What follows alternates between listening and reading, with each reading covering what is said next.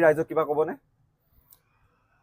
মৰিয়নি সমষ্টি বাকী ৰাইজ মই অনুৰোধ কৰোঁ আপোনালোকে বহুমূল্য ভোট যেন জাভলিং থ্ৰ'ত দিয়ে। মৰিয়নি সমষ্টিৰ পৰা প্ৰতিদ্বন্দ্বিতা আগবঢ়াইছে নিৰ্দলীয় প্ৰাৰ্থীৰূপে আৰু তেওঁৰ লগত আমি কিছু কথা পাতিম। তেওঁ নিৰ্বাচনৰ লগত জড়িত কিছুমান কথা পাতিবলৈ চেষ্টা কৰিম। আশা কৰোঁ আমাৰ ভিডিঅ'ত আমি গাঁৱে ভূঞে বাগানে চাৰিওফালে গৈ আমি ভাল ৰেছপন্স পাই আছোঁ। সেইবাবে আমি সুখী আৰু আমি আশা কৰোঁ যে আমি জয়যুক্ত হয় বুলি মৰিয়নি সমষ্টিত আমি কেণ্ডিডেট হিচাপত আমি জয়যুক্ত কৰোঁ। প্ৰেছিডেণ্টে মোক যোগাযোগ কৰিলে আৰু ফুল ছাপৰ্ট আগবঢ়ালে। আপুনি তাৰ আগত কোনো দলৰ লগত যোগাযোগ নাৰাখিলে নেকি, যে মই কোনোবা এটা দলত নেভাবিলে নেকি যে বিজয় মানজানী কোনোবা এটা দলত যোগদান কৰিলে তেওঁক টিকট নিদিব বা যদি টিকট তেওঁলোকৰ সেই কেণ্ডিডেটটোৰ যি ৰিকুৱাৰমেণ্ট ফুলফিল নহ'ব বুলি ভাবিছিলে নেকি আপুনি, যে কোনো এটা দলত যোগদান নকৰিলে আপুনি যে নিৰ্দলীয়ভাৱে খেলিছে? নমস্কাৰ, আপোনালোকে চাই আছে কাহিনী দান টল ষ্টৰী। আজি এটা বিশেষ কাহিনী লৈ আহিছোঁ। আগন্তুক বিধানসভা নিৰ্বাচন আৰু বিধানসভা নিৰ্বাচনক লৈ বিভিন্ন ৰাজনৈতিক দলৰ তৎপৰতা দেখা গৈছে আৰু মই আজি উপস্থিত আছোঁ মৰিয়নি সমষ্টিত আৰু মৰিয়নিৰ এজন নিৰ্দলীয় প্ৰাৰ্থী বিজয় মানজানী তেওঁ আমাৰ লগত আছে। তেওঁ মৰিয়নি সমষ্টিৰ পৰা প্ৰতিদ্বন্দ্বিতা আগবঢ়াইছে নিৰ্দলীয় প্ৰাৰ্থীৰূপে আৰু তেওঁৰ লগত আমি কিছু কথা পাতিম। তেওঁ নিৰ্বাচনৰ লগত জড়িত কিছুমান কথা পাতিবলৈ চেষ্টা কৰিম। আশা কৰোঁ আমাৰ ভিডিঅ'টো সম্পূৰ্ণলৈকে চাই থাকিব। আৰু দাদা, আমাৰ অনুষ্ঠানলৈ আপোনাক স্বাগতম জনাইছোঁ। ধন্যবাদ। প্ৰিপেৰেশ্যন কেনেকৈ চলি আছে? এতিয়া বৰ্তমান ভাল চলি আছে। 1.5 মাহ পূৰ্বে আমি গাঁৱে ভূঞে বাগানে চাৰিওফালে গৈ আমি ভাল ৰেছপন্স পাই আছোঁ। সেইবাবে আমি সুখী আৰু আমি আশা কৰোঁ যে আমি জয়যুক্ত হয় বুলি মৰিয়নি সমষ্টিত আমি কেণ্ডিডেট হিচাপত আমি জয়যুক্ত কৰোঁ। এই বিজয় মানজানী, হয়, যদি অকণমান পৰিচয়টো জানিব বিচাৰোঁ। বিজয় ঘৰ ক'ত, ঘৰত কোন কোন আছে আৰু ইলেকশ্যনত কিহৰ কাৰণে প্ৰতিদ্বন্দ্বিতা কৰিম বুলি ভাবিলে? পোনপ্ৰথমে আপোনাক মই নমস্কাৰ জনাওঁ। মোৰ ঘৰ দিছৈ বাগান, বাসিন্দা মই দিছৈ বাগানৰ। আৰু ইলেকশ্যনত অহা মেইন কাৰণ হৈছে আমি যিকোনো আমি চৰকাৰ চাইছোঁ, বিজেপি চাইছোঁ, কংগ্ৰেছ চাইছোঁ, কিন্তু আমাক চেঞ্জ লাগে। এটা টাইম আহি গৈছে, আমাক পুৰণি নেতা নালাগে, আমাক উঠি অহা লিডাৰ্ছ লাগে। এতিয়া টেকন'লজি বাঢ়িছে, দিন বাঢ়িছে, সময় গৈছে, উন্নয়ন পদ্ধতিতে যাব লাগিব আৰু চেঞ্জ এটা লাগে যি ধৰণে সুখ শান্তি আৰু একতা হয় আৰু ডেভেলপমেণ্ট এটা আনে। প্ৰস্তুতি কিমান দিনৰ আগৰ পৰাই আপুনি আৰম্ভ কৰিলে?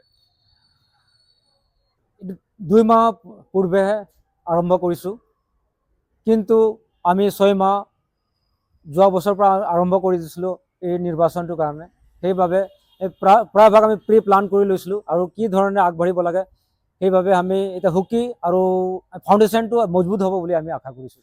বিজয় মানজানী কিহৰ কাৰণে ইলেকশ্যন খেলিম বুলি ভাবিলে? আজি কি কাৰণ যে হ'ল তেওঁ ভাবিলে যে মৰিয়নি সমষ্টিৰ পৰা তেওঁ প্ৰতিদ্বন্দ্বিতা আগবঢ়াব বিধানসভা নিৰ্বাচনত? চাওক, এতিয়া মৰিয়নি সমষ্টিটো কমপ্লিটলি চেঞ্জ সমষ্টি হৈ আছে। আমি মানুহ নিজে নাজানে কোনটো সমষ্টিত আমি কৰিছোঁ। কিছুমানে কয় আমি তিতাবৰত, কিছুমান কয় তিয়হ, কিছুমান কয় যোৰহাট। কিন্তু এই নতুন সমষ্টিটো নতুনভাৱে আমি আগবঢ়াবলৈ আমি বিচাৰোঁ আৰু নতুন নেতা হিচাপে আমি কদম দিছোঁ আৰু ফাউণ্ডেশ্যনটো মজবুত হিচাপে আমি লৈ যাম আৰু যিকোনো অসুবিধা আছে তাৰ মাজতে আমি এক মজবুতি ষ্ট্ৰংভাৱে আমি উন্নতি কৰি যাম আৰু মানুহক এটা প্ৰেমেৰে মৰমেৰে আমি একটা সফল কাম দেখুৱাব পাৰোঁ। আপুনি নিৰ্দলীয়ভাৱে কিয় খেলিলে? কোনোবা এটা দল বা দলত কিয় যোগদান নকৰিলে? বিভিন্ন ৰাজনৈতিক দল আছে অসমত, কিন্তু তাৰ ভিতৰত আপুনি এটা দলত যোগদান নকৰিলে, আপুনি নিৰ্দলীয়ভাৱে খেলিছে। চাওক, মই ইণ্ডিপেণ্ডেণ্ট কেণ্ডিডেট হিচাপত এই সমষ্টিত মৰিয়নি সমষ্টিত মই ভৰি দিছোঁ, কিন্তু যে ফাইল কৰিলোঁ একদিনা দুদিনৰ পিছত চাইছোঁ যে বহুতখিনি ৰাজনৈতিক পাৰ্টীয়ে মোক যোগাযোগ কৰিলে। এটা পাৰ্টি হৈছে republic party of India, president republic party of India প্ৰেছিডেণ্টে মোক যোগাযোগ কৰিলে আৰু ফুল ছাপৰ্ট আগবঢ়ালে। আপুনি তাৰ আগত কোনো দলৰ লগত যোগাযোগ নাৰাখিলে নেকি, যে মই কোনোবা এটা দলত নেভাবিলে নেকি যে বিজয় মানজানী কোনোবা এটা দলত যোগদান কৰিলে তেওঁক টিকট নিদিব বা যদি টিকট তেওঁলোকৰ সেই কেণ্ডিডেটটোৰ যি ৰিকুৱাৰমেণ্ট ফুলফিল নহ'ব বুলি ভাবিছিলে নেকি আপুনি, যে কোনো এটা দলত যোগদান নকৰিলে আপুনি যে নিৰ্দলীয়ভাৱে খেলিছে? চাওক, মই বৰ্তমান কোনো পাৰ্টিৰ লগতে যোগাযোগ নাই আৰু প্ৰাৰ্থীৰ টিকেট পাবলৈ বহুত দূৰ। সেইবাবে ভাবিলোঁ আমি 6 মাহ পূৰ্বে ভাবিলোঁ যে এটা ইলেকশ্যন হিচাপে কেণ্ডিডেট হিচাপত আমি থিয় হ'ব লাগে আৰু আমাৰ মানুহ আৰু মৰণি সমষ্টিত আগুৱাই ল'ব পৰা যাব বুলি আমি ভৰি দিলোঁ ইলেকশ্যনত। আপুনি যদি নিৰ্বাচনত জয় হয় প্ৰথম কি কাম কৰিম বুলি ভাবিছে মৰিয়নি সমষ্টিক লৈ? আপুনি চাব, গাঁও ভূঞে যাব, বাগানত যাব, এতিয়া বটুৱা বা বাল্টিং আপুনি লাইনে লাইনে চাই পাব। বিশেষ কৰি আমাৰ মেইন সমস্যা আছে পানী, খোৱা পানী যোগান নাই। আৰু এতিয়া আমি মৰিয়নি মেইন টাউনত চাই পাইছোঁ, ৰাস্তা পদূলিত আজিকালি খোজকাঢ়িবলৈ বা জেব্ৰা ক্ৰছিং একেবাৰে নাই। কিমান দিন হৈ গ'ল, কিমান বছৰ পাৰ হৈ গ'ল, জেব্ৰা ক্ৰছিং এটা 0 নম্বৰতে আছে, জেব্ৰা ক্ৰছিং ক'ব গ'লে। আৰু আমাৰ ইয়াত টমটম ইমান বাঢ়ি গৈছে আৰু বিশেষ কৰি মই ক'ব খোজোঁ এমপ্লয়মেণ্ট আনএমপ্লয়মেণ্টটো বহুত বাঢ়ি গৈছে, সেইবাবে টমটমো বাঢ়ি গৈছে আৰু টমটমকো আমি খেদিব নোৱাৰোঁ। এতিয়া স্পেচিয়েলি এটা আমি যোগান ধৰিব লাগে যে 100% এমপ্লয়মেণ্ট হওক আৰু টমটম হৈছে, আমি এইটো ছাপোৰ্ট কৰিছোঁ টমটম চলাওক, কিন্তু কি ধৰণে আমি পইচা আমাৰ হাতত আহিব পাৰে আৰু কি ধৰণে মহিলাক আমি আগবঢ়াব পাৰোঁ আৰু গোটেই ৰাজ্যসমূহক আমি আগবঢ়াব পাৰোঁ পইচাৰে আৰু সমাজেৰে আৰু সুখ শান্তি আনিব পাৰোঁ।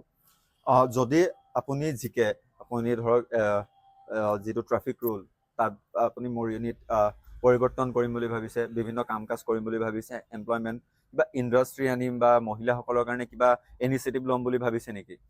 চাওক, প্ৰথমে মই আমাৰ মৰিয়নি সমষ্টিৰ টাউনৰ বিষয়ে মই ক'ম। আমাৰ টাউনত একটা ফিক্সড ষ্টেণ্ড নাই, মেজিক ষ্টেণ্ড নাই, চমু ষ্টেণ্ড নাই বা অন্যান্য ষ্টেণ্ড একেবাৰে 0 পজিশ্যনত আছে। আপুনি কি হিচাপত কি ধৰে আপুনি ক'ব পাৰে যে মৰিয়নি টাউন এটা ডেভেলপমেণ্ট পথত আছে? আৰু ক'ব খোজোঁ মই মহিলাৰ বিষয়ে মই ক'ব বিচাৰি নাবাঢ়োঁ, কাৰণ বৰ্তমান চৰকাৰ বিজেপি চৰকাৰে পইচা দি গোটত পইচা দিছে, কিন্তু এইটো পাৰ্মানেণ্ট চলিউশ্যন নহয়। আমি এটা পাৰ্মানেণ্ট চলিউশ্যন আনিব লাগে য'ত শান্তি সুখেৰে আমি জীৱন যাপন কৰিব পাৰোঁ। তেনেকুৱা পাৰ্মানেণ্ট চলিউশ্যন কি বুলি ভাবে আপুনি? চাওক, স্কিল ডেভেলপমেণ্ট ফেচিলিটি হ'ব লাগে। যিদৰে আমি ট্ৰেইনাৰ বনাব লাগে, ট্ৰেইনিং দিব পৰা যায়, আমি কাপোৰ বনাবলৈ ষ্টাৰ্ট কৰিব লাগে আৰু ফেক্টৰী এটা উদ্যোগ ইণ্ডাষ্ট্ৰী বনাব লাগে য'ত আমাৰ ল'ৰা ছোৱালী যায়, কেৰালা যায়, বম্বে যায়,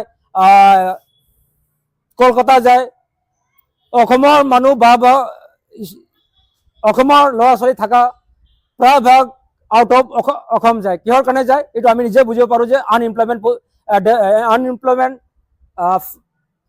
বিশেষ কৰি সমস্যা এটা পৰি আছে।